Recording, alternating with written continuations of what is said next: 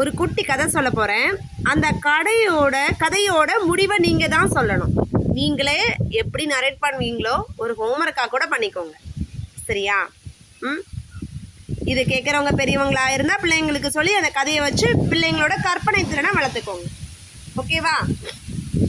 அதாவது ஒரு ஊரில் ஒரு ராஜா இருந்தாராம். அந்த ராஜாவுக்கு 3 பசங்க. அந்த 3 பசங்களும் பெரியவங்களா மாறிட்டாங்க. பெரியவங்களா ஆனதுக்கப்புறம் ராஜா சொன்னாராம், பசங்களா, உங்களுக்கு வாலிப வயது வந்துருச்சு. உங்களுக்கு ஒரு வரனை பார்த்து திருமணம் முடிக்கிறதுக்கு என்னால் முடியாது. அதனால் என்ன பண்ணுங்க, நான் உங்களுக்கு எல்லாருக்கும் வில் அம்பு கொடுத்துருக்கேன்ல, உங்கள் வில்லிலிருந்து ஒரு அம்பை எய்தி என்ன பண்ணுங்க, யார் மேலே விழுதோ அந்த பெண்ணை நீங்கள் மணந்து கொள்ளுங்கன்னு சொன்னாங்களாம். இந்த 3 பசங்களும் என்ன பண்ணியிருப்பாங்க, காட்டுக்குள்ளே போனாங்களாம். காட்டுக்குள்ளே போயிட்டு அந்த வில்ல அம்பை வச்சு போகும்போது முதல்ல 2 பசங்களை என்ன பண்ணாங்க, அந்த அம்பை எய்யும்போது 2 ஒரு பெண்கள் மேலே தனியாக விழுது. முதல் பெண் மேலே விழுந்த உடனே பெரியவன், ஆஹா எனக்கு ஒரு மணப்பெண் கிடச்சிட்டான் நானா. 2வது உள்ளவன் என்ன பண்ணானா, எனக்குரிய மணப்பெண்ணும் கிடச்சிட்டான் நானா. 3வது உள்ளவனும் எழுதினானா. அப்போ அங்கேருந்து ஒரு தவளை வந்துச்சான், அது மேலே அம்போட, இளவரசி நீங்கள் என்னை மணந்து கொள்ள வேண்டும். யாராவது தவளையை கல்யாணம் பண்ணிப்பாங்களா? தவளை சொன்னிச்சான். உன்னையும் இளவரசன் சொன்னாராம், என்னடா இது, எனக்கு சோதனையா இது, போச்சுடா சாமி, என்ன பண்ணுறதுன்னு தெரியலையே. சரி ஓகே தவளை, உன்னையே நான் என்ன பண்ணுறேன், தவளை இளவரசியே உன்னையே நான் மணந்து கொள்கிறேன்னு சொல்லிட்டு 3வது என்ன பண்ணானா போகிறாங்க. சரியா? சரி, இப்போ பாருங்க, ராஜா இந்த 3 இளவரசிகளையும் பார்க்கவே இல்லை. இளவரசனை பார்த்தா, கல்யாணம் முடிச்சு வந்திருக்க அந்த 3 மருமகளையும் பார்க்கல. அப்போ ராஜா முதல்ல ஒரு பரீட்சை வைக்கிறாரு.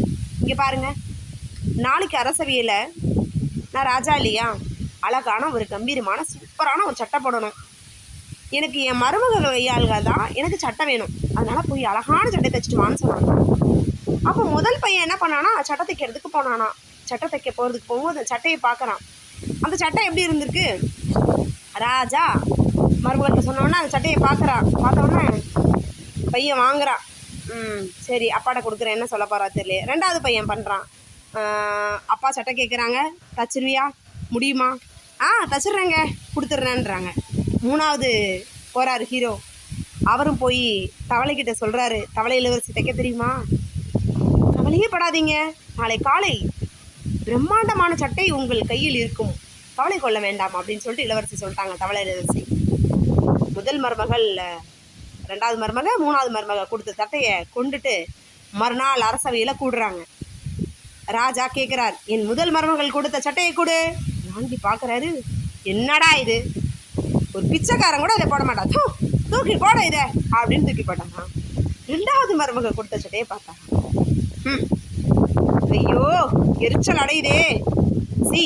நமது அரசவையில் வேலை செய்கிறவன் கூட என்ன பண்ண மாட்டான், இந்த மாதிரி சட்டை போட மாட்டான், எவ்வளோ எளிமையான ஒரு சட்டை தைச்சிருக்கேன், நான் இப்படி இதை போடுறது அப்படின்னு கேட்டாரான்.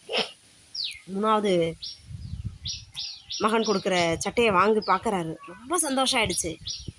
பார்த்தாரு, ஆஹா எவ்வளோ பலன்னு. தவளை இளவரசி என்ன மந்திரம் பண்ணா தெரியுமா? தவளை இளவரசி அந்த தவளை தோல் அப்படியே கழட்டி வச்சிருவா. ஓகேவா?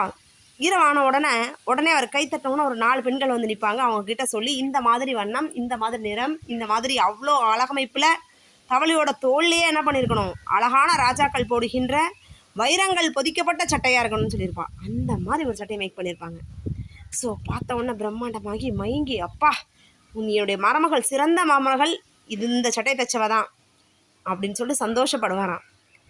சரி அப்படின்னு சொல்லிட்டு இந்த 3 பேருக்கும் 2 பேருக்கு ரொம்ப விரக்தி ஆகிடுச்சு. 3வது உள்ள பாராட்டு வாங்கிட்டானே, தவளை இப்படி தச்சிருச்சே அப்படின்னு சொல்லிட்டு, என்னடா சரி அப்போ 2 மருமகள்கிட்ட போய் இந்த விஷயத்த சொல்கிறாங்க. உன்னை மருமகள் என்ன பண்ணுறாங்க, 2 பேரும் பாபா அந்த தவளை இளவரசி என்ன வேலை செய்கிறான்னு போய் பார்ப்போம் அப்படின்னு சொல்லிட்டு அவளுடைய அரசவைக்குள்ளே போய் பார்க்குறாங்க. அவங்களுடைய அந்தப்புறத்தில் போய் பார்த்தா அன்னைக்கு ரொட்டி சுடுறாங்க. எப்படி இளவரசி, தவளை இளவரசி நல்ல கோதுமை மாவை நல்ல மண்டை மாதிரி நல்லா உருட்டி அப்படியே நெருப்பில் சுட்டு திருப்பி போட்டுட்ருக்காங்க. இதை பார்த்த உடனே, ஆஹா இதான் ரொட்டி சுடுறதா, சரி ஓகே அப்படின்னு பார்த்துட்டு வந்துடுவாங்க. ராஜா கட்டளை போடுறாரு, எனக்கு என்ன பண்ணும், அருமையான ரொட்டி வேண்டும் செய்யுங்கனாராம். உடனே இவங்க மறுநாள் தவளை இளவரசி செய்கிற மாதிரி ரொட்டி மருமகங்க 2 பேரும் செஞ்சுட்டாங்க.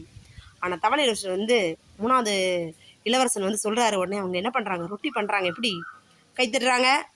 திரும்பவும் அதே 4 பெண்கள் வராங்க. சுவையான ரொட்டி, அதற்கு பதார்த்தம் அனைத்தையும் மிகவும் அருமையான சுவையில் தயாரிங்கள் சொன்னோன்னே ரெடி ஆகிடுது. கொண்டு வரான்.